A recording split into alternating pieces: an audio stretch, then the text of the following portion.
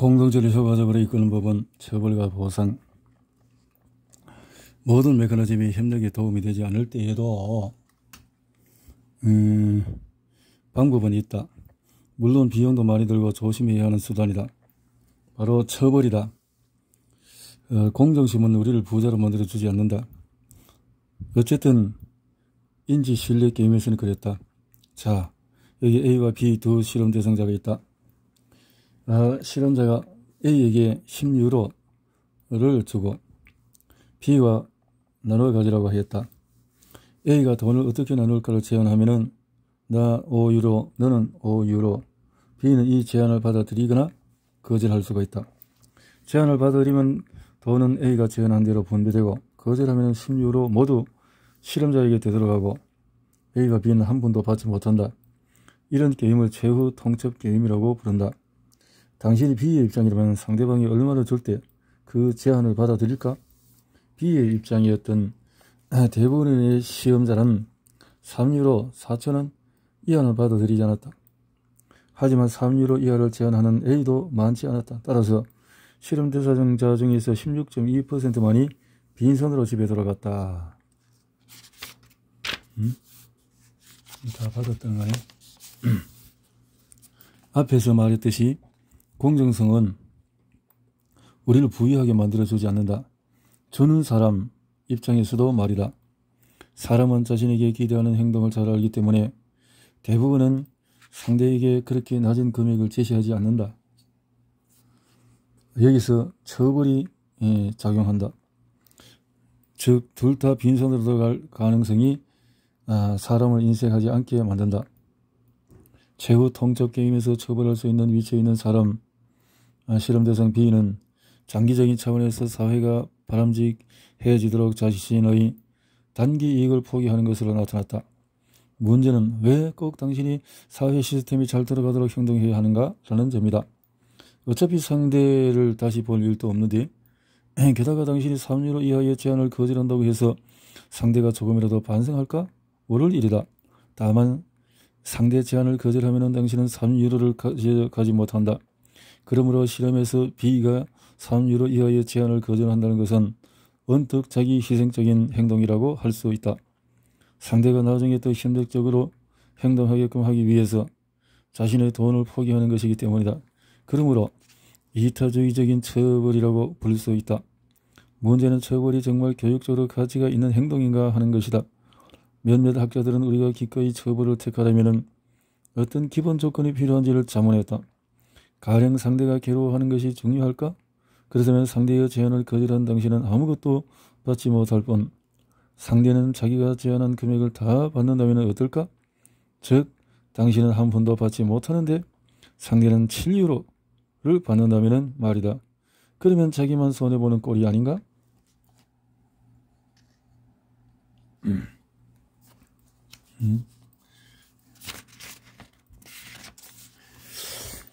그런데도 당신이 거절할까? 실험 대상자의 45%는 그럼에도 거절하겠다고 했다. 그렇다면은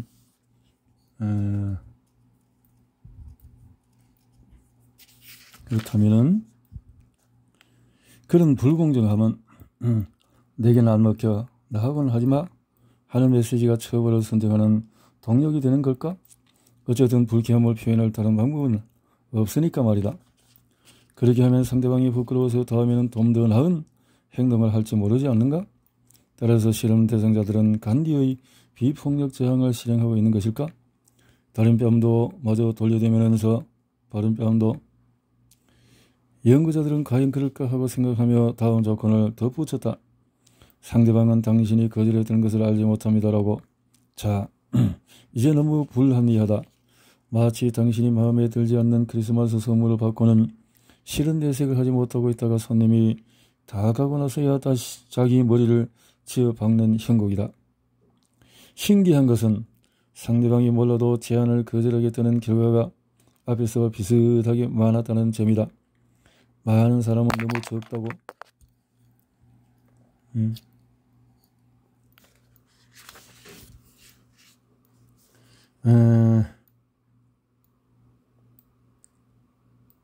느껴지는 금액을 받는 대신에 손해보는 쪽을 택한다. 누군가가 알아주든 말든 상관이 없다.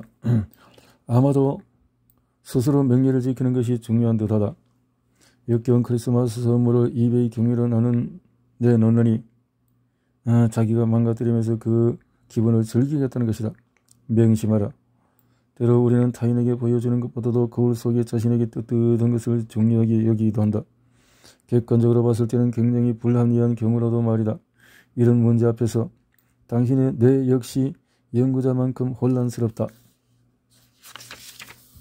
실험 대상자가 불공평한 제한을 거절할 때 활성화되는 영역을 살펴보면 숙고하는 요인과 감정적인 요인이 함께 작용하는 것을 알 수 있다. 감정적인 요인은 확실하다. 우리는 불공정한 제한을 싫다. 인간의 뇌는 속임에 굉장히 발끈한다. 그리하여 마음 이런 영역에서 더하여 다시금 감정 정추가 커진다. 섭렵은 뭔가가 예상대로 진행되지 않았음을 일깨우며 섭렵의 활성화는 우리가 제한을 얼마나 자주 거절할 것인지를 결정한다. 그 밖에 단층 차례법을 통해서 우리가 어떨 때 부당함을 느끼는지 관찰할 수 있는데 관찰 결과 우리는 기술적인 실수는 용납해도 인간의 실수는 용납하지 못하는 것으로 나타났다. 섭렵은 인간의 부당한 제한에 대해서는 발끈했지만 컴퓨터 알고리즘의 부당한 제한에 대해서는 별 반응이 없었다. 여기서 머리와 마음, 뇌와 가슴 갈등이 시작된다. 마음이 처벌을 내리는 경향이 있다는 것을 누가 생각이나 했겠는가? 이는 전전도 영역과 나머지 영역과의 갈등이라고 해야 할 것이다. 타협하지 않고 거절하는 일은 어떻게 진행되고 있는 어느 영역이 참여하는지 정확히 알지 못하지만 메타 분석은 전도 영역이 기꺼이 타협하고자 한다는 것을 확인했다. 즉 감정적인 학습, 장기적인 결정, 자기 통제의 중요한 안와 전도 표질은 처벌을 막으려 하는 듯하다. 안와 전도 표질은 장기적인 유익을 염두에 두기 때문이다. 하지만 섭렵이 의사 표현을 강하게 하면 처벌을 해야 한다는 결론이 도출된다. 안와 전도 표질의 활성화가 감소하거나 섭렵의 활성화가 증가하면 거절하는 비율은 치솟는다. 경둑의 자기 자극법으로 다른 전도 영역을 마비되게끔 해도 마찬가지다. 이런 경우에 평소에는 이런 영역에서 저들은 감정의 우위를 점하는 듯하다. 여기에서 어떤 갈등이 발생하는지는 대상답으로 활성화에서도 알 수 있다. 대상답으로는 다양한 답변이 서로 경쟁할 때 활성화된다. 재판 게임에서 실험 대상자에게 피의자가 어떤 벌을 받으면 좋은지 묻는 경우에 전도협도 어떤 벌이 좋을지 함께 결정한다. 하지만 실제 형량은 가령 편도치와 같은 감정 정초와 활성화의 비례해서 결정한다. 감정의 작용은 여기서 끝나지 않는다. 배신이 쓰면 복수는 아주 달콤한 법이다. 여하튼 복수가 활성화시키는 내 영역은 초콜릿이 일깨우는 내 영역과 아주 다르지 않다. 벌을 받아야 마땅한 사람이 벌을 받으면 보상 청구는 굉장히 즐거워한다. 이런 광경을 보는 기쁨은 아주 커서 우리는 심지어 금전적인 이익을 포기할 용의도 있다. 보상 정체가 얼마나 활성화되었느냐에 따라서 더 많은 돈을 희생할 수 있다. 이런 처벌은 꼭 비유적인 것만은 아니다. 특히 남성의 경우에는 처벌받는 것을 볼 때에 보상 정체가 더 활성화되는 것으로 나타났다. 여성의 경우에는 공감의 정도만 약화되었다. 우리가 받은 인문주의 교육이 단 몇 푼으로 쉽게 무너지는 것이다. 사람들은 오랫동안 처벌과 협동이 함께하는 것이라고 생각해왔다. 협동을 중시하는 사람은 처벌에도 관심이 있다고 말이다. 그러나 실제로 둘이 함께하는 일은 매우 드물다. 협동은 인격적인 특성, 사회성과 관련이 있고 처벌은 권력이나 자신감과 더 관련이 있는 듯하다. 공격성과도 관계가 있다. 나르시시스트도 처벌이 경향이 높다. 게임에서는 평균적으로 상대방에게 덜 내어주면서도 말이다. 나르시시스트는 신기하게도 처벌받을 가능성이 있는 최후 통첩 게임에서 더 적은 금액을 제시했다. 또 다른 실험으로 이타 처벌이란 것이 있다. 당신이 제3자를 처벌하기 위해서 다른 자기 돈을 각출할 용기가 있는 것이다. 이는 상당히 바보처럼 보이는 행동이다. 그렇게까지 할 필요가 있을까? 하지만 꽤 많은 실험 대상자가 이런 행동을 보였다는 것은 흥미로운 일이다. 이런 행동을 택한 사람들 중에는 워낙에 처벌을 좋아하는 난폭한 사람도 있었지만은 신중한 사람들도 있었다. 이들은 쉽게 분노하거나 복수에 적극적인 편은 아니었으나 두 가지 동기가 작용한 듯이 보인다. 즉 돈을 불공평하게 나눈 사람에게 화가 나고 돈을 조금 받은 상대에게는 동정심을 느끼는 것이다. 어쨌든 신중한 사람도 괴로움을 상쇄하기 위해 스스로 손해볼 용의가 있었다. 이미 이야기했듯이 옥시토신도 희생자에게 대한 동정심은 더 강화시킬 수 있다. 하지만 이것은 불공정한 사람을 처벌하고 싶은 마음과는 무관하게 진행이 된다. 그러므로 희생자에 대한 공감과 가해자에 대한 처벌을 원하는 마음은 별개임을 알 수가 있다. 물론 이타적인 처벌 실험에서 두 가지가 같은 행동으로 이어지지만 말이다. 그러므로 테러범이나 폭력범에 대해서 더 가혹한 처벌을 요구하는 목소리를 좀 더 신중하게 해석해야 한다. 그 배후의 감정이 꼭 희생자에 대한 동정심만은 아니기 때문이다. 아직 우리에게는 이런 상황에서 어떻게 행동해야 할 것인지 질문이 남아있다. 상대가 돈을 조금 주더라도 돈을 받는 것이 이성적인 행동이 아닐까? 만약에 그렇다면 이성에 손을 들어줘야 할 것이다. 하지만 전두 영역에 우위를 두는 이성적인 방법도 불공정한 느낌 자체는 변화시키지 못한다. 우리는 제안을 받아들일 수 있지만 그러고 나서도 기분이 영 좋지가 않다. 이는 195쪽에서 살펴본 접근 회피 갈등과 비슷하다. 테스토스테론은 제안을 거절할 확률과 높은 관련이 있는데 예를 들어서 많은 우울증 환자는 테스토스테론 수치가 낮고 코르티솔 수치가 높다 보니 제안을 받아들이는 비율이 높았다. 처벌을 택하는 것은 이성적이지 않지만 꽤 통쾌한 감이 있다. 그런데 비이성적으로 결정할 수도 없고 그런 결정을 원하지도 않는 상황에서는 어떻게 해야 할까? 그럴 경우에는 감정 조절과 리프레이밍, 관점 바꾸기가 도움이 된다. 어떤 상황을 긍정적으로 해석할 수 있는 것처럼 어떤 사람의 행동을 새롭게 보려고 노력할 수도 있다. 상대에게 나쁜 의도가 있었던 것은 아니야. 그냥 장난하려는 것일 뿐. 이런 식으로 리프레이밍은 나의 신경 반응 및 태도를 변화시킨다. 일반적인 감정이입도 물론 도움이 된다. 리프레이밍을 할 줄 아는 사람은 그다지 감정적으로 반응하지 않을 뿐더러 상대의 제안을 가능한 한 수긍하며 불공정한 제안의 섭렵 같은 내 영역이 눈에 띄게 활성화되는 일도 별로 없다. 오히려 보상에 더욱 강하게 집중한다. 전두 영역이 손상된 환자는 제안을 거절하는 경향이 더 강한데 봐, 3유로 가지고 쉽지 않아? 하는 식으로 돈이 구체적으로 주어지는 경우에 그런 경향이 중장되는 것으로 나타났다. 보통 미래에 가질 수 있는 돈은 지금 당장은 강하게 와닿지 않는다. 지금 1,000유로를 가질래? 아니면 5년 뒤에 1,010유로를 가질래? 같은 질문을 생각해보고 자시고 할 것도 없다. 특히 10대는 미래 보상보다 한계를 중시한다. 눈에 보이는 3유로가 더 커 보이는 것이다.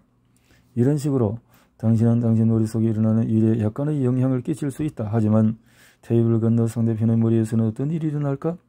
협력을 통해서 이득이 많아지는 것도 아니고 기분이 좋아지는 것도 아닐 경우에 상대의 머릿속에서는 상당히 전략적인 사고가 이루어질 것이다.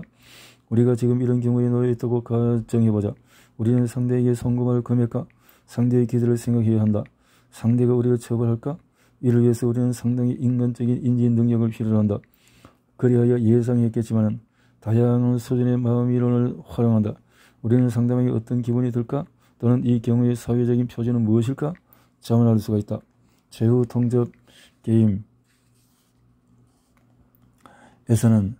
양편 모두 비슷한 결론에 이를 것이다. 네가 상대의 그런 행동을 원치 않으면 너도 상대에게 그런 행동을 하지 말라. 즉 스스로 받아들일 수 있는 금액을 제시해야 한다는 것이다. 이런 규칙은 상당히 보편적이다.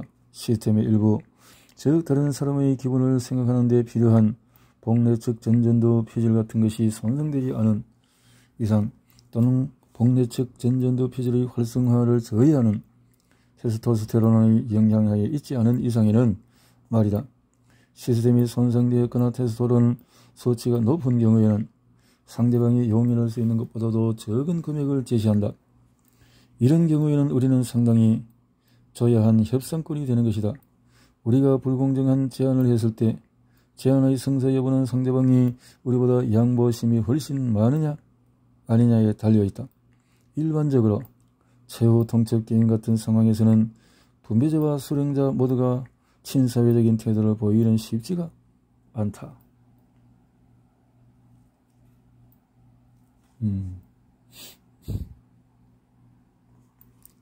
처벌의 대가.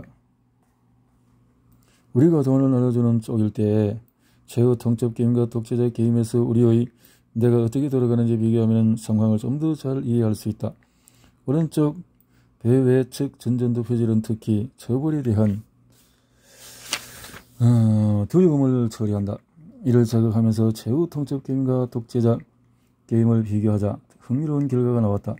처벌의 가능성을 가진 최후 통첩 게임에서는 사람들이 일반적으로 독재자 게임보다도 더 많은 돈을 내어놓았다. 하지만 배외측 전전도 표질을 자극하자 두 게임에서 돈을 내놓은 차이가 비교적 적게 나타났다. 배외측 전전도 표질을 자극하느냐 억제하느냐에 따라서 실험 대상자는 규범 혹은 처벌에 한층 민감해졌다. 한편 최후 통첩 게임에서 처벌을 고려해서 많은 돈을 내어놓았던 실험 대상자는 독재자 게임에서는 돈을 조금 내어놓았다. 그리고 독재자 게임에서 너그러웠던 사람들은 처벌을 별로 두려워하지 않아서 최후 통첩 게임에서 금액을 더 올리지 않았다. 불변하는 것은 공정하는 행동, 상대의 기대에 대한 평가, 그들은 무엇이 공정한지 무엇 때문에 처벌을 받을 수 있는지를 알고 있었다. 그러나 앞에서 살펴보았듯이 처벌에 대한 민감성은 개인에 따라서 달랐다. 간단히 말해서 우리가 공정성 원칙을 지킬 때에 스르르는 메커니즘이 원동력을 일 수가 있다는 것이다. 공정한 행동을 보이는 것은 처벌에 대한 두려움이나 아니면 원칙 때문일 수가 있다. 두 가지가 동시에 작용하는 것은 힘들다. 한 가지 사고가 강화되면 다른 사고는 약화된다. 여러 실험이 이를 증명해 준다. 처벌은 자칫 착하게 행동하고자 하는 마음을 없앨 수가 있다. 또한 처벌이 효과를 보려면 어느 정도 강력해야 한다. 그렇지 않으면 처벌을 감수하면서 나쁜 행동을 이어갈 수 있기 때문이다. 가령 한 유치원에서 아이들은 늦게 데려가면 벌금을 내는 제도를 도입했는데 대래 늦게 오는 부모가 유의미하게 증가했다. 보상에서도 마찬가지다. 금전적인 보상은 자칫 선조치에서 해당 행동을 하는 즐거움을 망가뜨려버린다. 한 연구에서도 비슷한 사실이 입증되었다. 자발적으로 연구자를 돕던 아이들에게 금전적인 보상을 해주자 그 다음부터 아이들은 자발적으로 연구자들을 돕지가 않았다.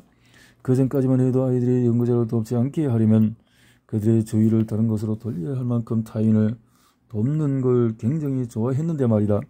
하지만 일단 어떤 행동에 대한 보상이 주어지면 그 다음부터는 그 행동을 유지하기 위해서 계속적인 보상이 따라야 한다.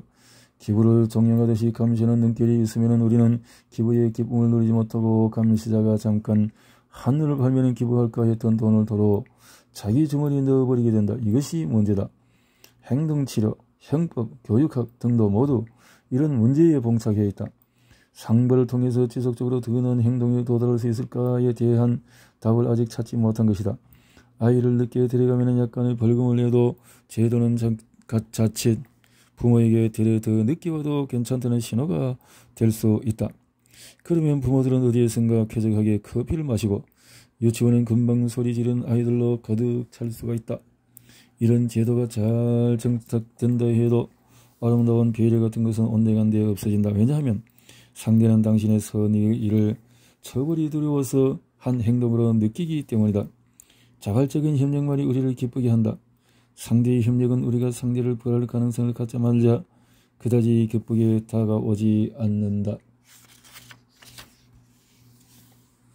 상대의 협력에 우리가 어떻게 보답할지는 이런 기쁨에 좌우되는데 말이다. 따라서 상호작용은 다음과 같을 수가 있다. 내게 돈을 줘. 내가 열심히 해서 투자 이익을 높여줄게. 나를 믿어. 내게 투자하지 않으면 이 나무 방망이로 그냥 번들 보여주겠어. 알아서 좋아. 여기 10유로. 그럼 앞으로 내가 15유로를 받을 수 있을까? 아니, 너는 너무 방황이 때문에 투자한 거니까 2유로만 줄게. 이런 상황에서는 신뢰관계가 성립될 수가 없다. 처벌 가능성은 장기적으로 상호작용을 무마시켜버린다. 처벌의 문제가 비단 이것만은 아니다. 게이머에게 쌍방으로 처벌할 수 있도록 하면은 따라서 네가 나를 처벌하고 내가 나를 처벌하고 두 가지 일이 일어난다. 처벌이 두려워서 양쪽 모두 행동하기를 꺼려한다. 결국 게임에 응할 마음도 없어진다.